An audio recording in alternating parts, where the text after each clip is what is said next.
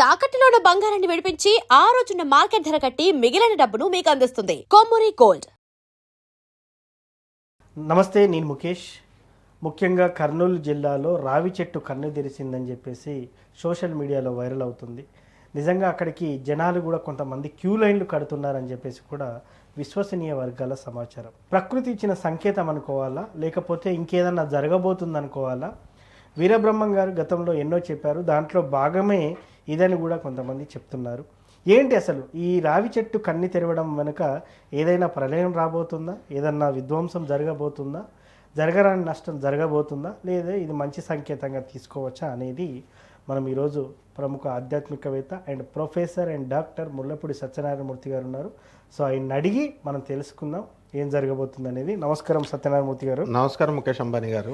ముఖ్యంగా కర్నూలు జిల్లాలో రావి చెట్టు కన్ని తెరిచిందని చెప్పేసి సోషల్ మీడియాలో వైరల్ అవుతున్న సంగతి మనం గత 2-3 రోజులుగా చూస్తూ ఉన్నాం.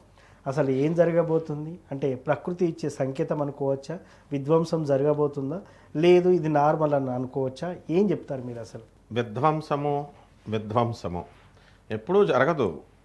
విధ్వంసం అంటే మా బ్రదర్ వేణుస్వామి గారు ఎప్పుడు కూడా ఇదిగో జలప్రళయం వచ్చింది విధ్వంసం అని అంటూ ఉంటారు. ఒకళ్ళు అడుగుతూ ఉంటారు, మా గురువుగారు ఆయన మంచి ఆయన ఒక డిస్ట్రక్టివ్ పాలసీ ముందు నెగిటివిటీ అనేటటువంటిది చెప్తారు.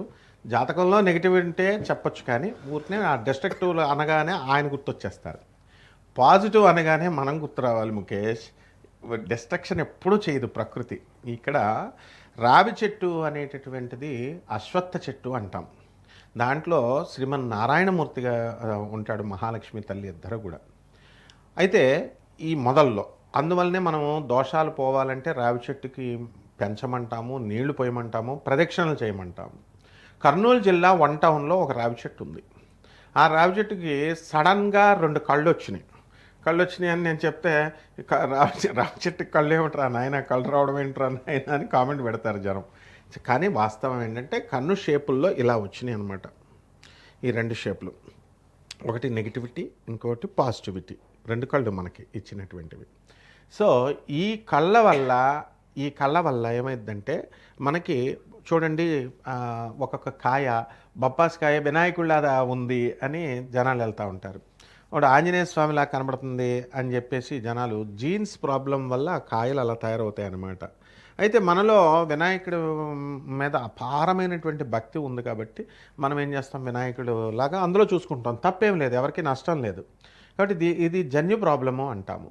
అలాగే పోతులూరు వీరబ్రహ్మేంద్ర స్వామి వారు కాలజ్ఞానంలో ఏం రాశారంటే 1962లో మనకి ఈ అష్టగ్రహ కూటం వస్తుందన్నారు. అష్టగ్రహ కూటం వచ్చింది. అప్పుడు ఈయన వీరబ్రహ్మేంద్ర స్వామి వారి మఠంలో గంటలు మోగుతాయన్నారు. గంటలు మోగినాయి. అక్కడున్న పంతులు గారులు, తర్వాత అక్కడున్న ప్రజలు అందరూ కూడా బయటకు వచ్చేసారు, భయపడ్డారు. ఆ తర్వాత ఆయన ఏం చెప్పారు, చింత చెట్టుకు మల్లెపూలు పోస్తాయి అన్నారు, పూసినాయి. 4 రోజులు ఉన్న తర్వాత చింత చెట్టు చచ్చిపోద్ది అన్నారు, చచ్చిపోయింది. అలాగే వేప చెట్టుకు పాలు కాస్తాయి అన్నారు. వేప చెట్టు నుంచి ఇలా పొడిస్తే పాలు కారినాయి. అందరూ చూశారు విచిత్రాలు జరుగుతాయని. కలియుగంలో ఇంకా ఎన్నో విచిత్రాలు జరుగుతాయి.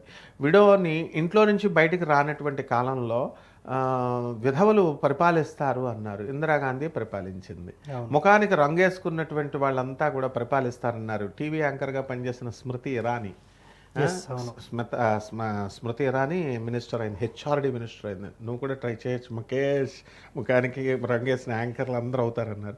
అలాగే హీరో ఎంజీఆర్ గారు, ఎన్టీఆర్ గారు, ఈ పవన్ కళ్యాణ్ గారు, వీళ్ళంతా చూస్తున్నాం మనం.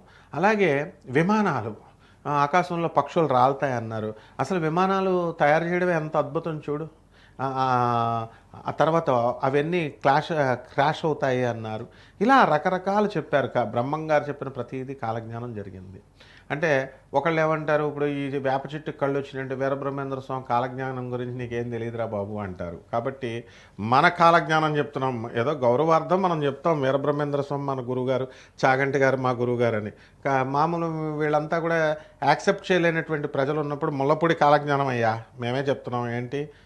చెట్టు నిజంగానే ఇది అనమాట, దైవలీల. 2 కళ్ళు కూడా బ్రహ్మంగారు చెప్పారు. కళ్ళు వచ్చినాయి, చక్కగా కళ్ళు తెరిచింది. అక్కడ అంత నిన్నటి వరకు లేదు.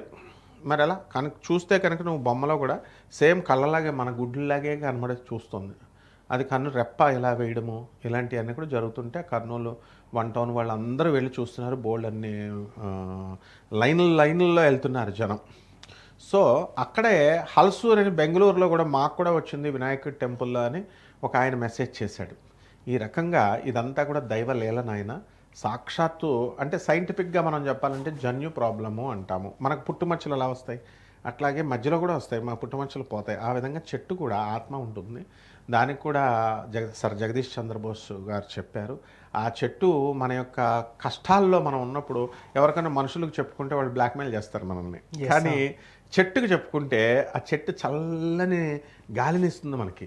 మన మీదకి వచ్చి ఇలాగ కొమ్మలతో ఇలాగ బాధను పోగొడుతుంది, అది రెస్పాండ్ అవుతుంది. సో దీనికి స్టిమ్యులై రెస్పాండ్ అవుతుంది అనేది బయాలజిస్ట్ అయినటువంటి సైంటిస్ట్ సార్ జగదీష్ చంద్రబోస్ గారు చెప్పారు. కాబట్టి ఈ చెట్టు కళ్ళు రావడం నిజం.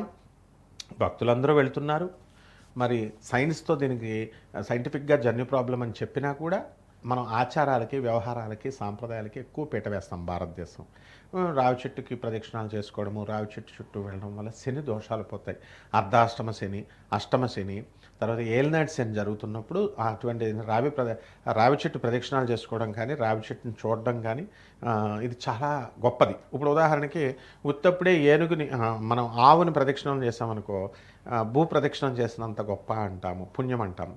ఈనుతున్నటువంటి డెలివరీ అవుతున్నటువంటి ఆవుని చూస్తే ఇంకా మహాపుణ్యం, భూ ప్రదక్షిణం చేసినంత ఫలితం అన్నారు. అందువల్ల అలాగే రావి చెట్టుని ఉత్తప్పుడు రావి చెట్టు ప్రదక్షిణాలు చేస్తేనే చాలా గొప్ప. కళ్ళు తెరిచిన రావి చెట్టుని ప్రదక్షిణం చేస్తే ఎంత పుణ్యం. వాళ్ళు ఏమన్నా డబ్బులు అడుగుతుందా? ఇప్పుడు రావి చెట్టుకి మన పంతులు గారులు అందరూ, మన ఫ్రెండ్స్ అందరూ వెళ్ళండి రావి చెట్టు ప్రదక్షిణాలు చేయండి అంటారు, కానీ ఒక్కడైనా నీళ్లు పోస్తాడా? నీళ్లు పోయండి రా అని వీళ్ళన్నా చెప్తారు, మర్చిపోతారు. కాబట్టి రావి చెట్టుకి మనము పెంచాలి. బయట చెట్ల దగ్గర కుండీలో వేసుకొని పెంచుకొని కొంతకాలం తర్వాత బయట వేసి పెద్ద అయిన తర్వాత పెంచితే దోషం పోతుంది. రైట్.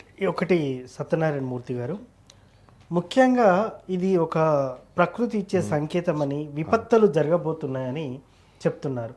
మరి మీరేం చెప్తారు? అసలు విపత్తులు అనేటివి రాబోతున్నాయా, క్యాజువల్గా తీసుకోవచ్చా? మీరు ఇందాక చెప్పారు చెట్లకు కూడా సైన్స్ ప్రకారం సైడ్ ఎఫెక్ట్ ఉంటుంది. మీరు యాజ్ ఏ ప్రొఫెసర్ చెట్లకు కూడా సైంటిఫిక్ కారణాల చేత ఇట్లా అవుతుందని చెప్తున్నారు. మరి దీన్ని సైంటిఫిక్గా చూడాలా, ఆధ్యాత్మికంగా చూడాలా? ఇంతకీ దీన్ని ఉద్దేశించి ఇది బ్రహ్మం గారి సంకేతం అని చెప్పేసి కొంత విధ్వంసం జరగబోతుందని కొంతమంది చెప్తున్నారు. మీరు దానికి ఒక చక్కటి వివరణ, క్లారిటీ ఇచ్చి ముగింపు పలుకుతారని నేను కోరుతున్నాను. తప్పకుండా. ఇదేంటంటే మనకి పోతులూరు వీరబ్రహ్మేంద్ర స్వామి వారి కాలజ్ఞానంలో చెప్పబడిన వింతల్లో ఇదొకటి కూడా చెప్పబడి ఉంది. అదొకటి. రెండోది, చెట్లే కాదు పశుపక్షాదులు కూడా సైక్లోన్లు ఎప్పుడు వస్తున్నాయి, జలప్రళయాలు ఎప్పుడు వస్తున్నాయి, వరదలు ఎప్పుడు వస్తున్నాయి, భూకంపాలు ఎప్పుడు వస్తున్నాయి, చెట్లు కూడా కనిపెట్టేస్తాయి. పక్షులు ఇవన్నీ కూడా తెలిసిపోతాయి. ఆ విధంగా ఈ యొక్క శని మనకి వక్రించి మీనరాశిలో ఉన్నాడు. గురుడు ఇప్పుడు కర్కాటక రాశిలోకి వచ్చాడు. ఆ గురుడితో పాటు శుక్రుడు వచ్చాడు. అందువలన ఈ ఏలినాటి శని జరుగుతున్నటువంటి కుంభరాశి, మీనరాశి, మేషరాశి వాళ్ళకి ఈ కళ్ళు తెరిచినటువంటి రావి చెట్టు ప్రదక్షిణాలు కనుక చేసుకున్నట్లయితే, దానికి నమస్కరించుకున్నట్లయితే శని దోషం ఎక్కువగా వాళ్ళని పీడిస్తుంది. కాబట్టి అలాగే ఈ యొక్క వృశ్చిక రాశి వారికి, ధనుస్సు రాశి వారికి అర్ధాష్టమ శని నడుస్తున్నాడు, వాళ్ళకు కూడా ఉపయోగమే. అలాగే ఈ యొక్క అష్టమ స్థితిగతుడైనటువంటి మనకి ఈ శని ఎవరికి ఉందండి? మేషం, వృషభం, మిథునం, కర్కాటకం, సింహం వాళ్ళకి అష్టమ శని ఉన్నాడు. ఈ సింహరాశి వాళ్ళు, ధనుస్సు రాశి వాళ్ళు, కుంభరాశి వాళ్ళు, మీనరాశి వాళ్ళు, మేషరాశి వాళ్ళు వెళ్ళి కర్నూలులో ఉన్నటువంటి ఈ యొక్క చెట్టు ఇలాంటి చాలా చోట్ల కళ్ళు తెరుస్తూ ఉంటాయి. ఇది ప్రకృతి ఇచ్చే సంకేతము.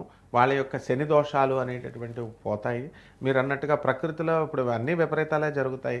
ఇప్పుడు ఏవో భూకంపాలు ప్రత్యేకించి రానవసరం లేదు, జలప్రలయాలు ప్రత్యేకించి రావాల్సిన అవసరం లేదు. మీరు కనుక అధర్మ మార్గాల్లో వెళితే ప్రమాదం సుమా అని చెప్పడమే ఈ కళ్ళు తెరిచిన విధానం. అందుకోసం చేసింది. ఇప్పుడు భూకంపాలు కూడా ఉన్నాయి. త్వరలో ఆగస్టు నెలలో భూకంపాలు ఉన్నాయి. నెక్స్ట్ మళ్ళీ ఈ వర్షాల్లో మన బ్రదర్ వేణుస్వామి గారు చెప్పినట్టుగా జలప్రళయం అనేటటువంటిది కూడా, ఆయన చెప్పేది ప్రతిదీ కరెక్టే చెప్తాడు పాపం. ఏంటంటే ఈ జలప్రలయాలు ఇవి అవి అని. కాకపోతే కొంచెం ఎగ్జాగరేషన్ చేసి చెప్తున్నట్టు ఉంటుంది.